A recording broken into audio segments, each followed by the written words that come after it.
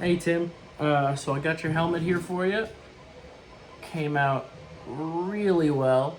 Um, this is one of the few helmets that I've made so far that by the end of it, I was actually sad to see it go because it looks really cool. The painting and everything else came out really well.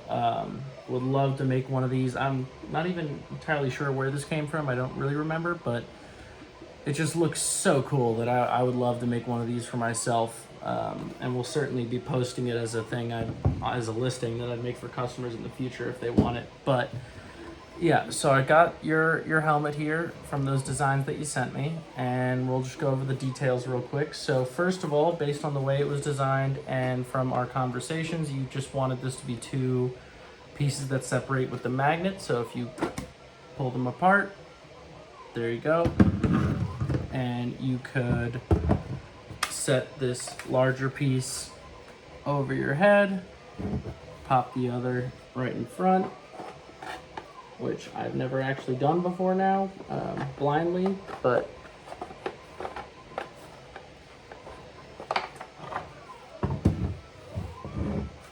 okay, I'm not gonna bother trying to do it right now on camera for you. I'll hopefully edit that out, but as you can see, clicks right into place. Now, I'll get into the foam inserts, but I am also including this piece of elastic right here. Stretchy, pretty wide, not too long, because based on our discussions, you wanted these just to be two separate pieces, but typically when I do helmets that involve that for myself or for customers that order ones I've made before, what I will do is glue that piece of elastic right here at the top on this piece and then glue it on the inside of the other piece, so that rather than it being two completely separate pieces, it sort of opens like this, and that way the elastic holds the two together, so you don't have to fumble around trying to line them up. It sort of just separates like that, and then you could put your head inside with the space that creates, and then just simply fold them back into place. It's a little hard to do when I'm looking at the camera, but having that hinge more or less with the elastic, so that gives a little bit of stretch if you need it, really helps out keeping those pieces separating, make it a lot easier to put on the head. But again, the way we discussed it, it sounds like you wanted them separate, and so that's the way I'm going to be sending it to you. But I figured I would include that little piece of elastic just in case you wanted to toss it in there. You could just hot glue it to both sides. And for the foam inserts as well as that one, I tend to use this Sci-Affixed stuff from Amazon. Cures fast, holds strong, and is pretty cheap. So, but again, whatever glue you use should be good enough. So I'll include that one as well as a whole bunch of these foam inserts. So you have these longer rectangular pieces that I'm including a lot of, a little bit more than I usually do, just because the geometry, this one's a bit specific. And then a bunch of these slightly smaller ones for smaller areas you might want to fill in. And obviously, if there's other small areas, you could just cut these with scissors or something like that and fill those in. But when you put the helmet on, wherever you're feeling there's a lot of extra space, if you shake your head around or just feel inside, put in a layer of this using that glue I mentioned, or hot glue, or whatever glue you have. I would do one layer at a time so that you don't accidentally make it too tight. It's really annoying because that, especially since, you know, if there's extra space, you put one in and then layer another. And if you layer too many at once, it's really hard to just remove one. So I would start with one in any place you feel there's a bunch of room, put it on again, test it out, still need to fill in some more space, glue on another layer, and you can stack these to fill in more space at a time.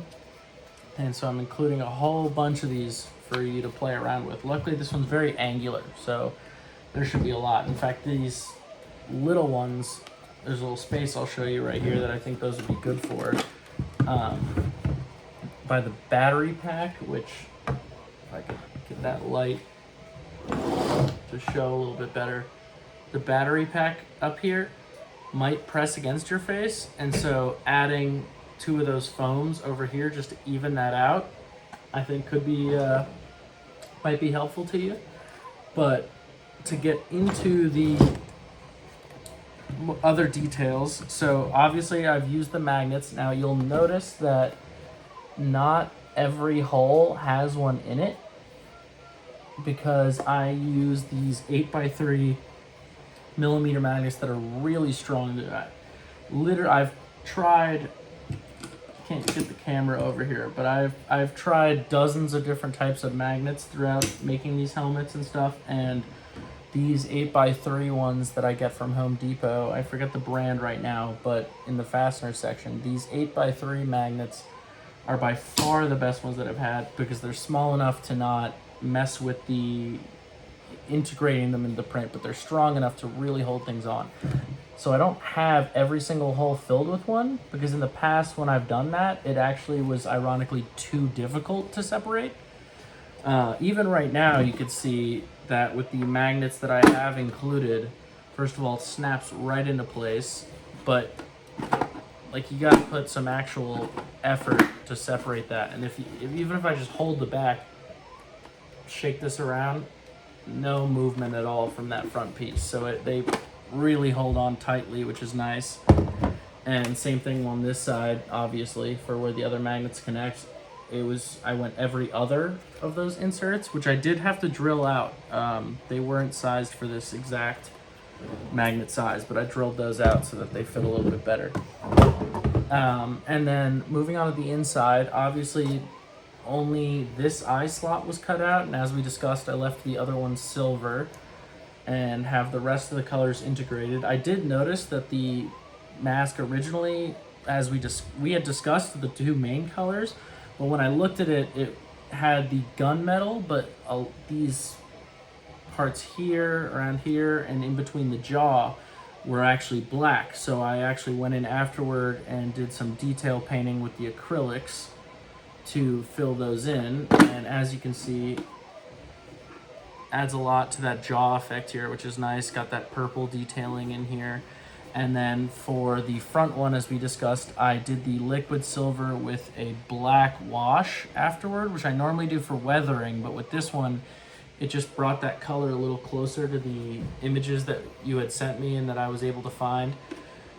So the back has that gunmetal that blends nicely, especially down this line, into the tarnished liquid silver.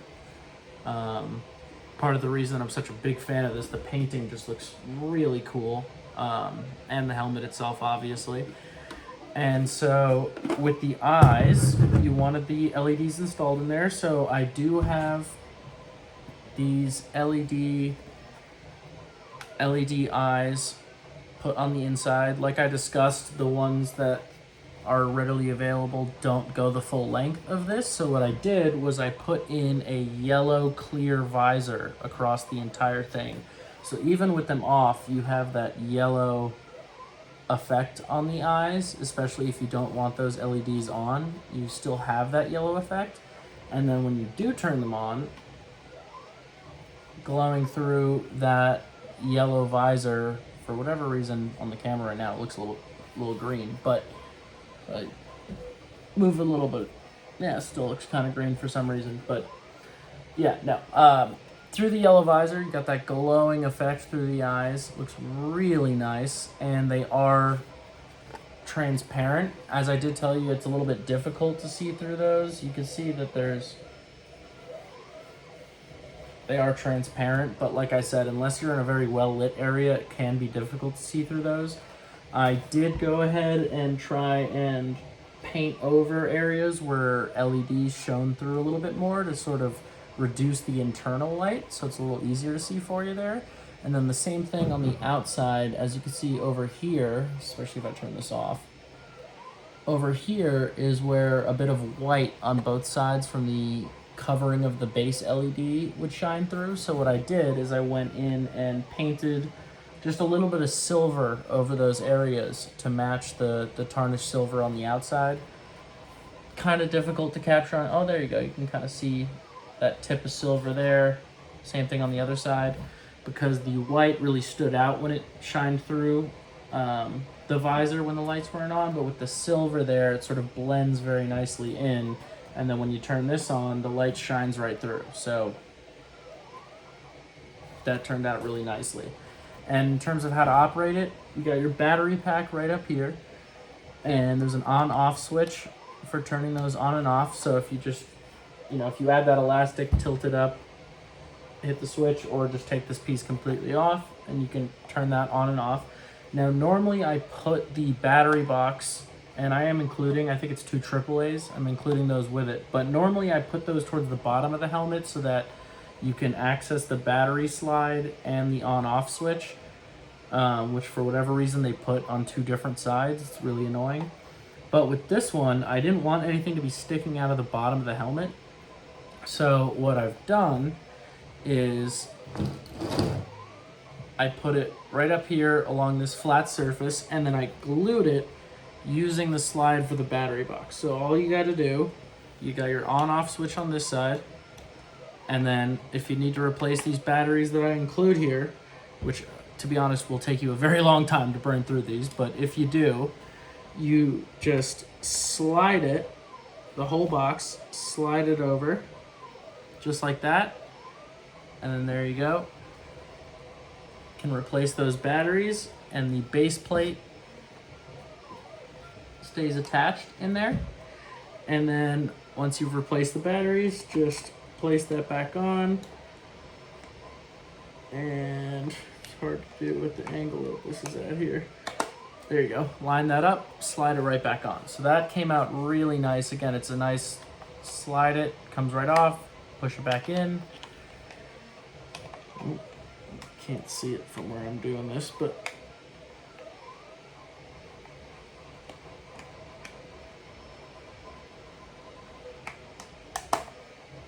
okay, I had to cut that so I could tilt it and actually see it. But yeah, like I said, slide it right back, and then line up the ridges, slide it right back on, and you're good to go. But these should last a long time. And you can see the wires where that was soldered keep right up here, and the rest are glued down in, so they won't interfere with your face. But that's that for the LEDs and everything inside there.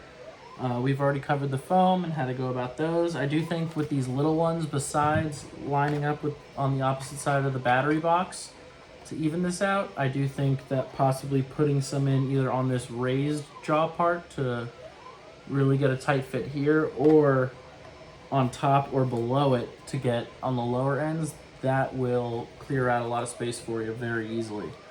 But I think that just about covers everything for this helmet. This was a really awesome piece to make, and thank you for entrusting me to get this thing made for you. I know you've been trying to get this thing done for a long time, so I really hope that you are pleased with how it came out. I certainly am. Trying to get you as many angles as possible, but obviously by the time you get this video, it'll be on its way to you. But yeah, it came out really cool. The LED eyes in the middle thing, I was really glad I was able to figure that out for you, because I've had trouble in the past with eye slots larger than the LED eyes that are available online. So yeah, let me know if you have any questions or concerns, any questions about doing the foam stuff, things like that. Happy to help, and have a good one.